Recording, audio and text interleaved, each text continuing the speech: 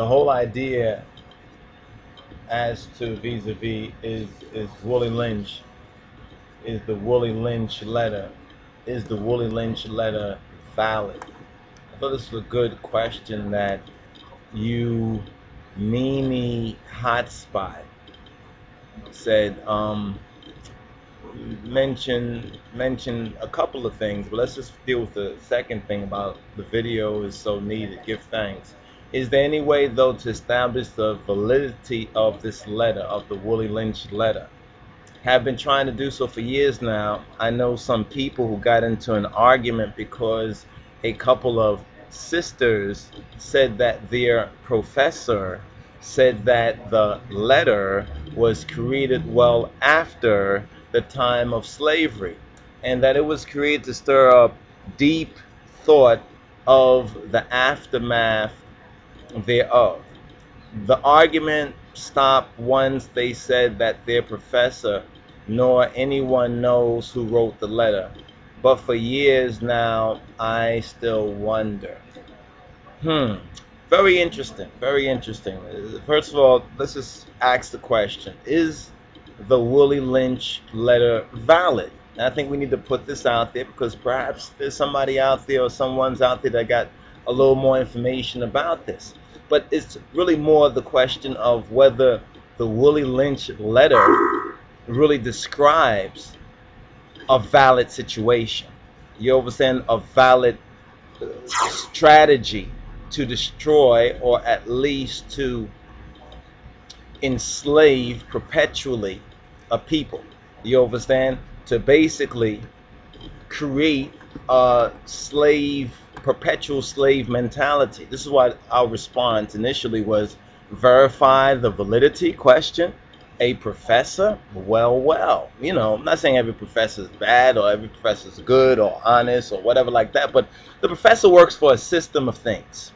You have to understand that when professors have gotten out of line, and many of them in even just with the environmental climate kind of thing, and after the 9/11, a lot of them who were otherwise, you know, well-known, upstanding, appreciated professors, they lost their jobs if they stood by their convictions, even though they had the evidence, they had the proof. We know about many black professors and even white, but let's just talk about some of our people, professors who got fired because they were bringing into the academic environment, into the school system, and you have to look at what particular school we're speaking about, because different schools were established by certain secret societies and secret related societies, and originally they were, you know, these universities and colleges were established to perpetuate, you understand, the land owning rich white male class of folk. You understand? And then as it had to adapt, therefore they adapted a lot of other things. It's one thing that, you know, the system has shown us is their adaptability. You understand? But the question is, who will verify? Who's going to verify? And who will second the verification? For example, they said that, you know, years ago that black folks never done anything. You know, some still hold to that illogical, you know,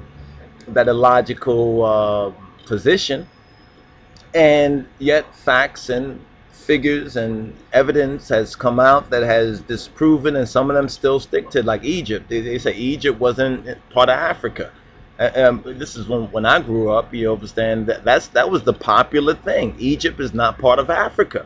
There were people who were so-called upstanding professors, so forth and so on, who were saying Egypt is not part of Africa, and gave us the impression that Egypt wasn't in Africa until we looked at the map, and we saw Egypt is in Africa until we looked at the wall paintings and the hieroglyphs and the statues and the carvings and everything else. That these people look awfully black. I mean, they don't look like everybody. Everybody don't look like everybody else. You know what I mean? Everybody has unique features, so forth and so on. But you could tell that the Egyptians, if they wanted to paint themselves white, they had the colors to paint themselves white. If they wanted to, blonde hair, blue eyes, and all that, so forth and so on. So I heard the same thing too from others. But the fact is, in the reality of the contents of what Willie Lynch actually is speaking of, and the living history, you understand, when we can actually take this so-called questionable letter and documentation, and we can get the evidence that there was some sort of preconceived, premeditated. This was premeditated. It didn't just slavery. They tried to teach us that slavery just happened to happen like that. You know, just happened to, you know, almost like America and New World Order. But now we're getting to learn different things that actually, you know, this New World Order thing goes way back when the Europeans came from America. I mean, from Europe over here to America, they already was talking about a new world order, so forth and so on. The new world order thing on the dollar is not just because of Bush or because of Obama or because of a new president or something new that happened. They was talking about this since at least 1776 and before that. And we're learning a lot of this now because we're in the information society and information is going to and fro, and we're increasing in certain information as well as some of us in some knowledge ability of it. But I think Tony Martin, a lecturer, a black professor, lecturer, he has a lecture that's on the internet. I think it should still be on the Google or it should be out there. We'll try to get the name and everything if you're interested in, as well as a book called The Jewish Onslaught. And he also verifies from his own research that the Willie Lynch documentation is true, just like the European Jewish involvement in the slave trade. I mean, the facts are there, the evidence is there. We're not saying every Jewish person, no.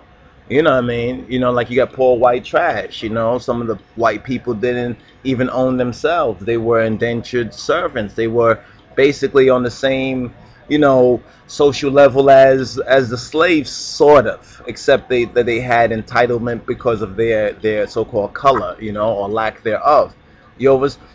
But look at how it explains, the Willie Lynch letter, this world system of sin, you know, this sinful world, this world system that we have been born into. Now, this is a good point that we need to address and we need to take head on, because I'm not saying the particular professor or the sisters were, you know, negatively intended or whatever like that, but it seems like a classic type of diversion, you understand, to throw doubt as, oh, that's not even real, that was just made up, you know, such and such, and you know, there's no validity to that, so forth and so on, because people are beginning to, you know, put 2 and 2 together. They're saying that math is not really important. You don't have to add numbers in your head because it's calculators. Get you hooked on a calculator, you understand? And then when you really have figures to deal with, they take away the calculator and then you're handicapped. You understand? You know what? We have this evidence now. Now we can utilize this evidence in an academic way, not an emotional way. A lot of people deal with Willie Lynch, the Willie Lynch letter, in a very emotional way. And this is one thing that we advise our people and anybody really to really take it more academically, take it factually, just look at the reality of it. You understand? Because it's staring us right in the face.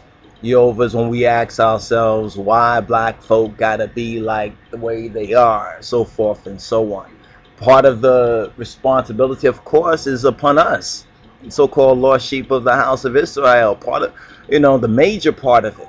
You understand? But the iniquity of the Amorites, as Genesis chapter 15 mentions, the iniquity of the Amorites is not yet full. The iniquity of these so-called Canaanites, you understand, which later on in the Bible becomes the merchants. This is interesting.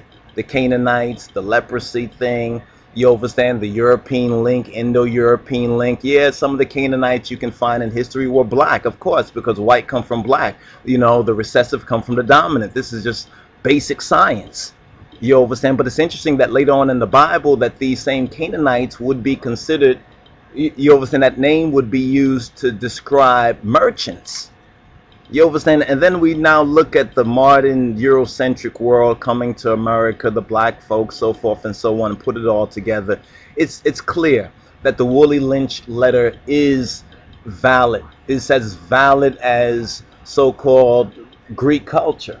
You understand? Is Greek culture valid? You know, there's more documentation on the Bible than there is on Homer's Iliad. There's more documentation on biblical facts than there is on Socrates. I'm just pointing that out right there, that there's more manuscripts on the Bible than there is on most of Greek ancient manuscripts than on Greek history. but yet many of us believe that, you know, all these things that we hear about European history, we haven't looked at the facts for ourselves. We haven't independently carbon dated it and analyzed it. So that's what we ask: who is going to do the verification, and who's going to validate it for us? Quote, professor or somebody like that who's indebted for his tenure and his retirement and his pension and everything to a university, that if he now goes outside of the box, you understand, he's gonna be like the poor white trash or whatever like that, or like a dumb nigga who just lost his retirement fund. You understand? These people have sold themselves to some degree or another, and if they haven't, then they need to stand up, you understand, and speak the truth, and then come what may. So give thanks, and we're going to do a little bit more on this. But if any of y'all got any facts, additional facts and evidence about the validity of the Willie Lynch letter, please share it. Give thanks. The whole